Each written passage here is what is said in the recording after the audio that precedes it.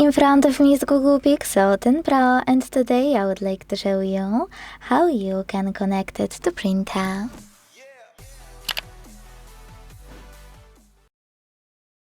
First, launch Settings and click on Connected Devices right away.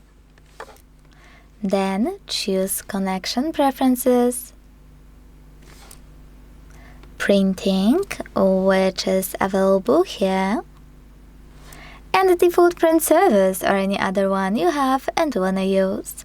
Don't worry, they all turn on the same way, so tap on yours and make sure this switcher has a check mark. As you can see, my device is now looking for a printer, and when it finds one, it will connect to it. If you still have some issues with connecting, you can tap on those three dots at the top right corner, choose Add Printer, click on this switcher next to Wi-Fi Direct Printing to enable it, and choose Allow. Then tap on Find and wait for your Google Pixel to find your printer.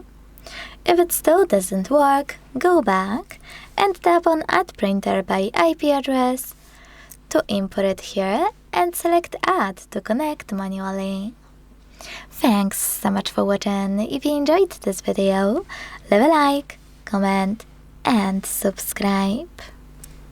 Bye!